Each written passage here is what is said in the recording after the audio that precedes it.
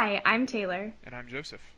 You're listening to Obsessively Focused. If you like the show, subscribe to our YouTube channel, share this video with your friends, leave us a comment, give it a thumbs up. On today's episode, we're going to talk a little bit more about the second week of group stages at the League of Legends World Championship Finals. We're going to revisit our ideas about the gaps closing. We're going to give you an update.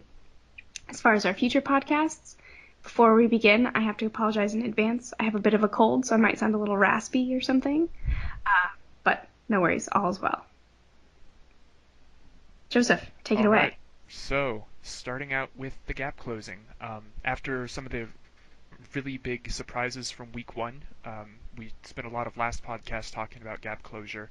Um, the end results, some might argue, don't show a lot of gap closing. I'm still willing to defend that those gaps are in fact closing, because even though all three Korean teams did advance, we saw As much. number one seeds. Yeah, as number one seeds. But the point is, those games were much closer. There were far fewer blowouts. There were much longer games. Um, it was in general a closer competition. Um, Oh, even though absolutely. even though the Korean teams did come out on top, I think they felt much more pushed to a limit than they have at previous Worlds tournaments. I And I absolutely think agree. I think they will only have more challenges as they go through quarterfinals. Well, Um, and not to mention that group draw. Like, yes. the Korean teams really had a rough go of that group draw. Yeah, not that there were a lot of easy teams to draw in the quarterfinals, um, True. but we can start talking about some of the more exciting games that we saw. Like I think the biggest signal of the gap closure was that enormous Albus Nox versus Rocks game that went Yeah, very long. absolutely. Yeah, super long game, really exciting. I thought one of the interesting things about that particular day was that Albus Nox was able to beat CLG and Rocks in the same day. Particularly in the game against CLG, they just outplayed them. There was Yeah, no cheesy draft, nothing out of the ordinary happening throughout the game. And then that game versus Rocks, so long. It was so long. It was so it was. exciting. And definitely one of those games where you we went well past the point of the next team fight wins this game.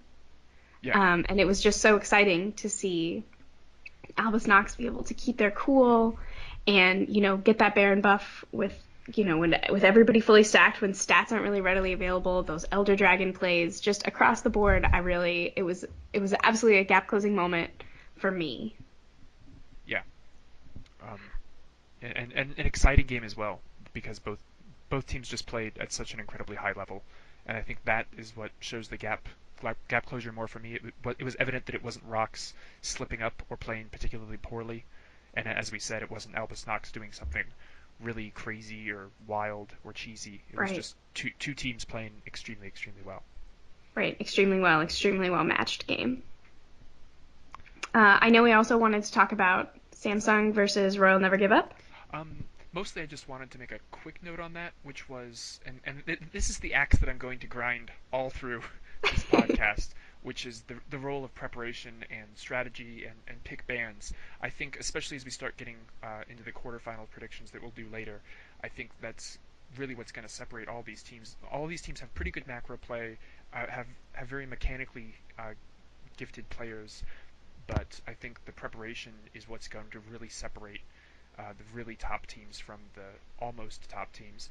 And RNG's decision to not ban Victor away from Crown after an incredibly dominating performance, I think only has one of three explanations. One is just total disrespect and arrogance on the part of RNG.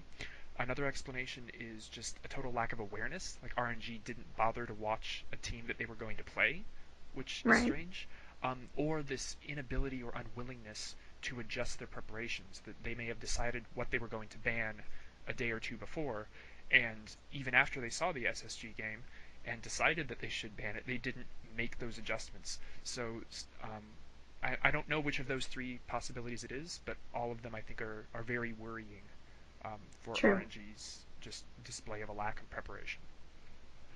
Absolutely. I think another some other decisions we have to highlight in talking about these gaps closing and these upsets is H2K defeating EDG twice Mm-hmm. on day 6. I saw Clear Love making a lot of decisions that I just couldn't understand. And the casters, even live, were talking about, like, revisiting this point that he's supposed to be the best jungler in the world. And what Hmm. is he doing in this bush? Yeah, yeah, What is he doing visiting this lane that's pushed this way? Like, what is happening with Mouse and Clear Love and these absolutely terrible macro decisions? and we even saw a little bit of that from Clear Love, what, once in an EGG game where Jat said you have to wonder what is the best jungler in the world doing way out there when he got picked off toward the end of a game. Um, Clear Love was, I think, rated within the top 10. He's considered one of the best junglers at this tournament, and the jungler has such an important role in visiting all the rest of his team and helping them in the early game. A lot of the jungler champions that are being picked are sometimes important playmakers like Lee Sin and Elise. Right. Their particular crowd control effects have been very important in a lot of team fights. So to see Clear Love really making questionable choices like that is, I think, another worrying thing for EDG. Definitely. Absolutely. And then we've got, so many Baron steals. How Mm, many Baron steals? I have all of them. absolutely lost count. Yeah. Some of them very surprising, like a support Karma, I think, That picking was up one. so bad with a Yeah, straight line projectile. yeah, Like, put your body in front absolutely. of this Karma skill shot Yeah, that absolutely could have been blocked and just wasn't. and Um, should have been blocked. yeah, that at least was a Baron steal that you feel more that it was the fault of of one team. We've also just seen a lot of impressive Lee Sin and Rek'Sai's jumping into the Baron pit and just getting the 50-50 smite. Absolutely. So I mean, it hasn't all been bad play particularly, but it has meant that Baron has been very contested, and I think a lot of teams have just been taking a bit of a risk with that. And I think again, this is something that when you're playing in your region and you have the best mechanical players, you can get away with 50-50 Barons like that. Whereas I Hmm. think when you're playing at the world stage, where you have a lot of other really good junglers and really good teams, you're at much more of a risk. I think the 50-50 Barons are actually much closer to a 50-50, whereas if you're playing against the worst team in your region, maybe your quote-unquote 50-50 Baron is not really a 50-50. Right. Right. Absolutely. Um, so just a few other notes, I guess, before we get into quarterfinals picks. Just kind of things that we learned, I guess, in week two.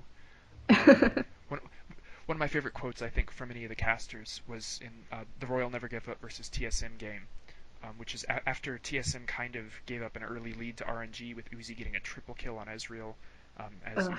Uzi does tend to steamroll. But about 10 minutes in, TSM's down a little bit, and Kobe points out that, quote, you have to make your own advantages in League of Legends. And I think that's something TSM's really struggled with all through this season. Despite TSM's very dominant performance in North America, I think they got that dominance by being able to make very few of their own mistakes and punish the opponent's mistakes. But it's an entirely different strategy to be able to force your opponent to make mistakes or be able to create advantages and opportunities.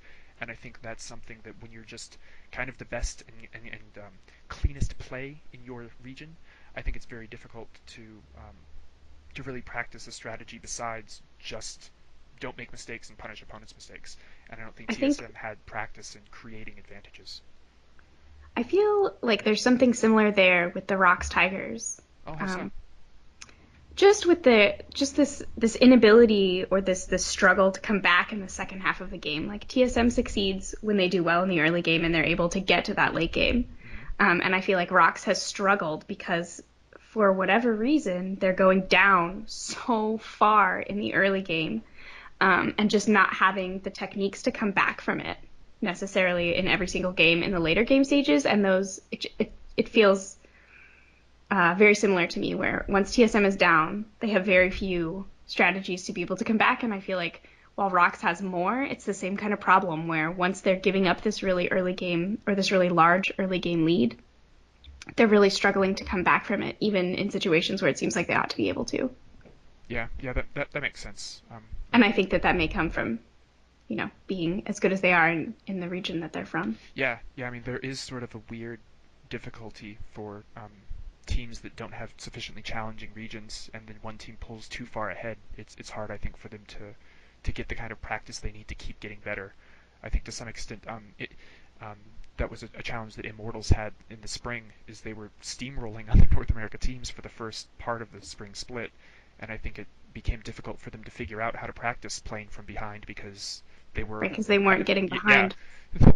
not at all. They had practically won the game, but in the first 10 minutes most of the time, which turned out to maybe undermine team development in the long run. Right. Um, and oh, the other thing that I thought was interesting, since we talked so much about Aurelian Sol last week and Aurelian Sol's incredible success, and I tried to raise the question like, well, is Aurelian Sol good on his own, or does he need a good Right. player behind him? I think in Samsung Galaxy versus Splice, I think Senkuk's got your back answering that yes, question. he definitely did. Just there's this team fight, especially at like 16 minutes, where just at least half, maybe two-thirds of Aurelian Sol's potential damage in that fight just misses. I mean, which makes me feel better about how I play Aurelion Sol, because I'm also about, about at that level, missing a lot of potential damage. But I think that does, again, come back to my little pet agenda for this whole podcast about the importance of picking and banning, is it's not just about what's the good champion, but who can play these champions. For a lot of teams, Victor isn't worth banning. I think you absolutely have to ban it against Samsung. Aurelion Sol is definitely one you have to watch out for most mid laners. Clearly, you don't have to watch out about Sincux's uh, Aurelion Sol. So I think Right. this all plays back into the importance for all of the teams going into quarterfinals to really look at who has been played, who has been successful on which champions, and really taking that into account when they create their pick bans, instead of just looking at the meta very generally and Right. ending the Absolutely. analysis there. Yeah, I think that that's really important. Speaking of quarterfinals, are we ready to get into predictions? Yes, yes, yes, yes, yes. All right. So I think we should start with SKT versus RNG. Okay, You're up. all right. So as far as that goes, I think SKT is going to win the series. I expect it to be pretty good and interesting series. We have two of the best ADCs uh, at the entire tournament pitting against each other. But I think RNG, for one thing, they've been very erratic, and there are a few other teams as well that have had very hit or miss and inconsistent performances, and RNG is definitely one of them. And also just RNG's lack of preparation. Like I can't get over the fact that they didn't ban Victor against Crown. Um, I mean, it may be that their loss as a result of that might actually make them rethink the importance of pick ban. But if they weren't willing to adapt before that, I don't know if they will recognize their lack of adaptation and adapt to their lack of adaptation. I don't know if they can deal with that paradox, Right. but that's really what I think is going to make the difference for the SKT RNG, is just the amount of preparation that goes into that. I think SKT is better at pick ban and better at um, adapting, especially over the course of a series, but even going into a game. And I think RNG struggles with that, and I think they tend to rely too much on Uzi carrying them. And again, it's one of those things that, yeah, you can definitely, if you have the most mechanically talented ADC in your region, that can carry you through a lot. But when you're playing against other extremely good teams, that's when you're going to have a lot more of a struggle. And I don't think that Uzi can solo carry RNG against all of SKT. And I think that the preparation that SKT does is what's going to give them the edge. I tend to agree. I think Uzi maybe has one more Uzi things game left in him. Ultimately, I'm thinking SKT in 4 games.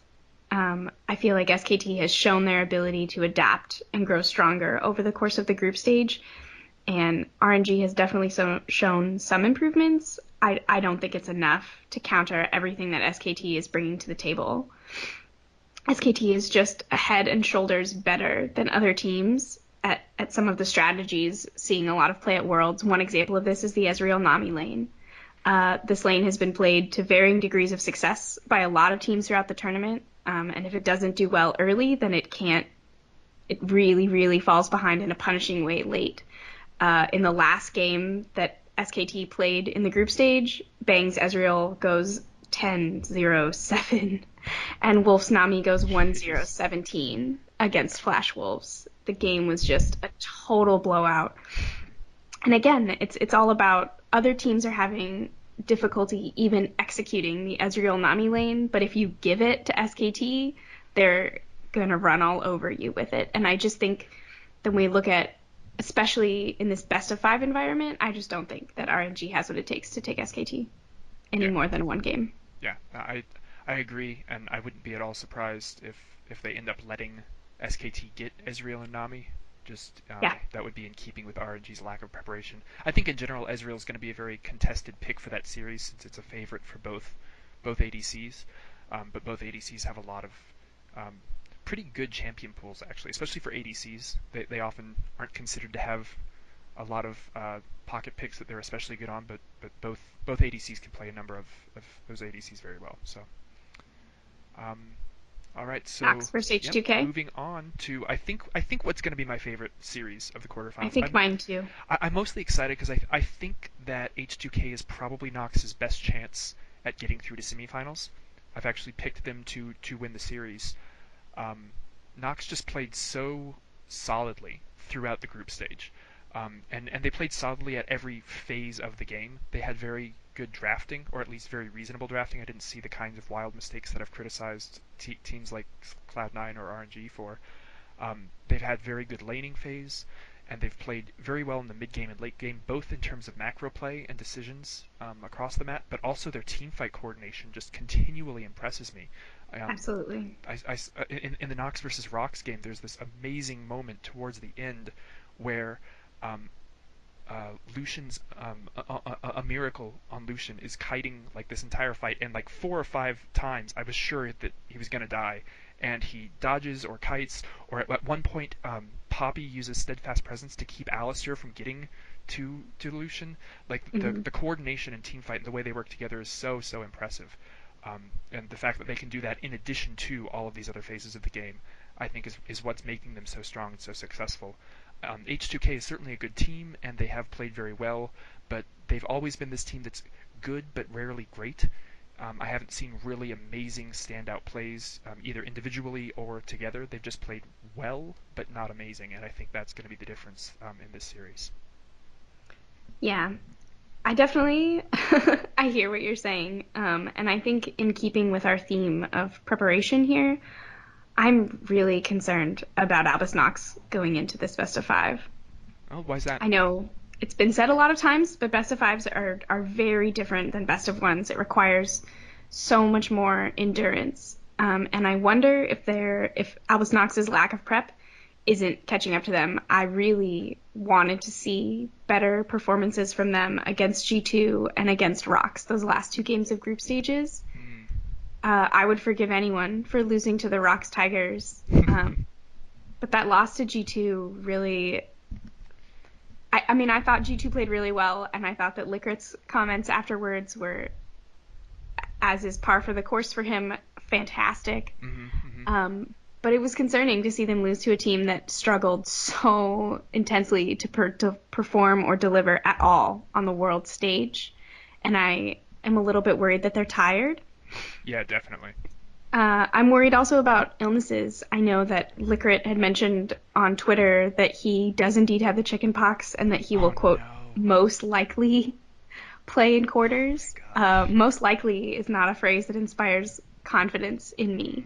Mm-hmm. And I think if they have to undergo a roster swap at this very Mm. last minute here, that would be just crushing for them. Yeah. Um, with all of those doubts included, I think ANX in 5 games. I just, I think you hit the nail on the head that H2K has been good, but not great. And I am hopeful that just the momentum that Albus Knox has built up and is somehow enough to carry them through those 5 matches, and that hopefully over this week that they've done some serious prep. Hopefully, no more World of Warcraft. This is my hope for Albus Knox. Yeah, that the chicken pox always at the worst possible times. Um, that's rough.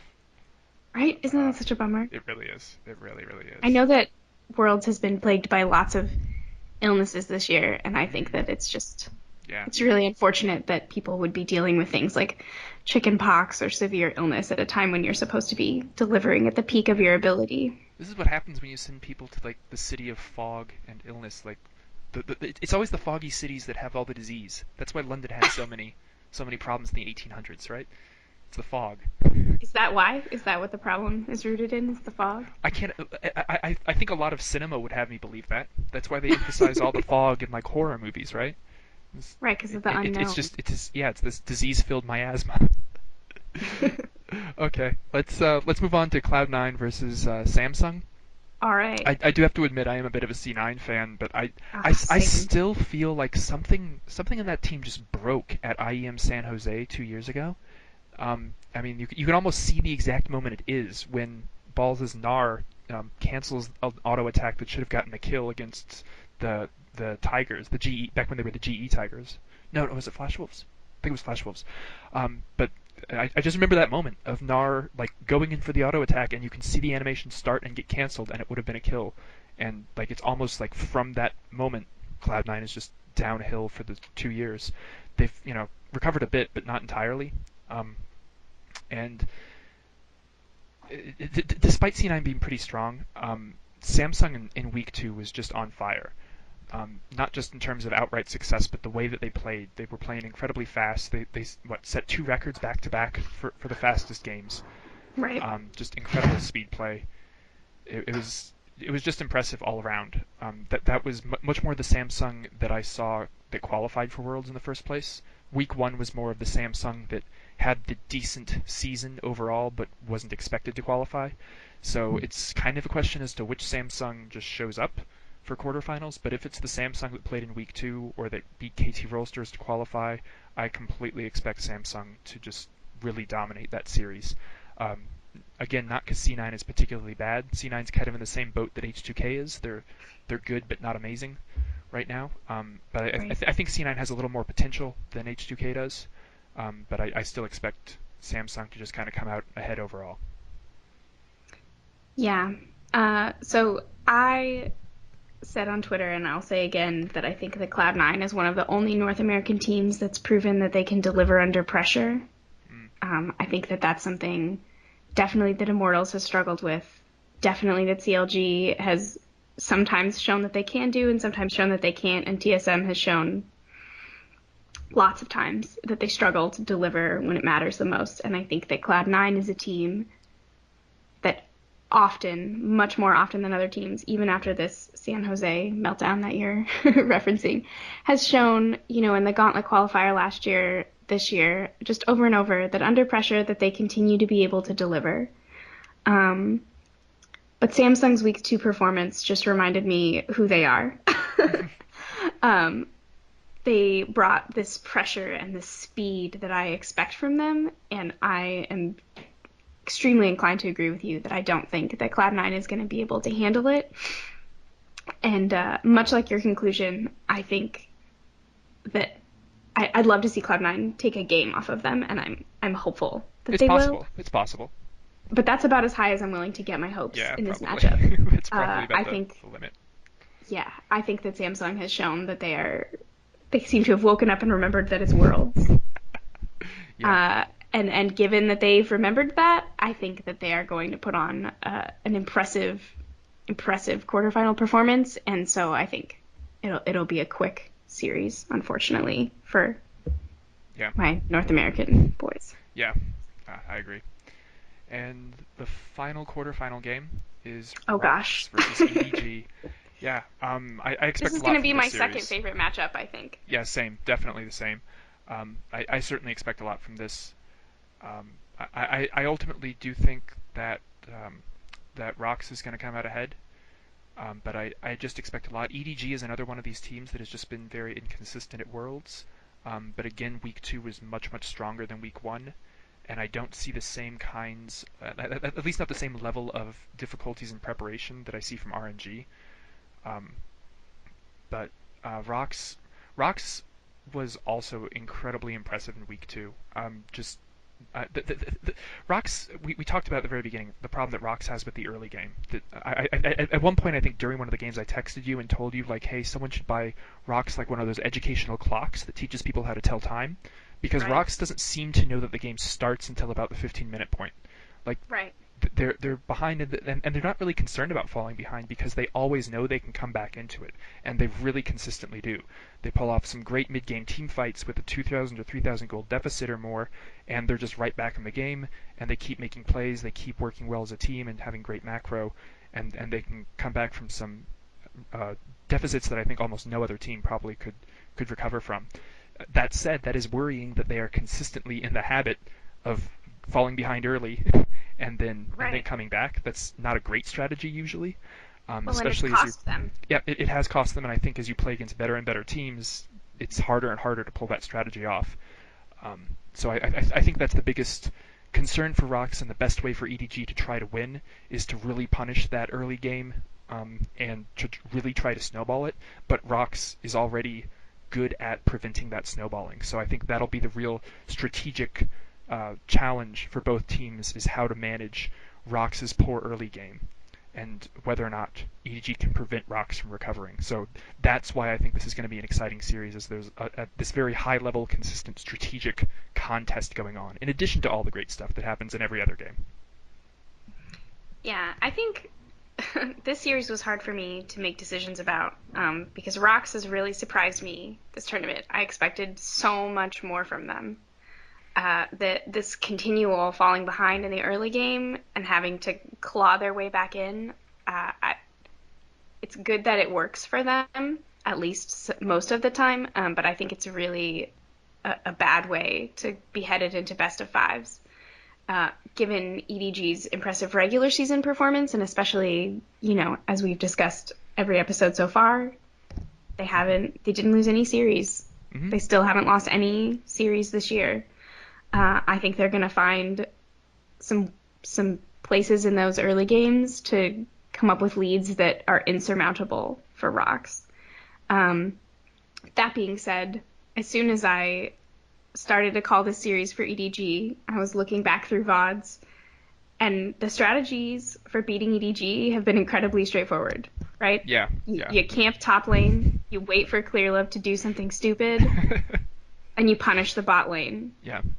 And I think Rox, first of all, is definitely going to be aware of that as well, and is uniquely capable of delivering that top lane punish, that jungle pressure, Mm-hmm. that bot lane push.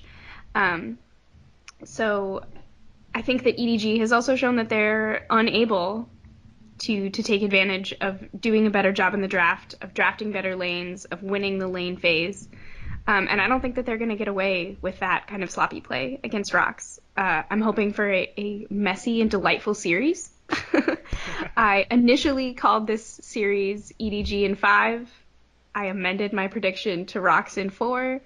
And my final word on the matter is Rox in 5. Yeah, no, I think this is probably one of the tougher of the quarterfinal games to really predict, but I think all of them have a lot of potential for surprise, especially with all kinds of um, curveballs that are yet to come, like illnesses or the fact that they're even traveling to another city and Mm-hmm. readjusting there. We've talked about whether some teams have problems with travel, so will it be a complete reset for some teams? Yeah, I mean it's not really out of the question for any of these teams to win. And it's mostly these. At least my predictions are kind of based on if both teams play their best and how likely are each of the teams to play their best. But yeah, Right. certainly all these teams have potential for upsets and surprises. So should all be pretty exciting. Looking forward to it. I'm very excited for it all. Yes. All right. I think that brings us to the end of our Yes. notes for today. So, to wrap up, as far as future episodes go, Joseph is going to be coming to Los Angeles, We.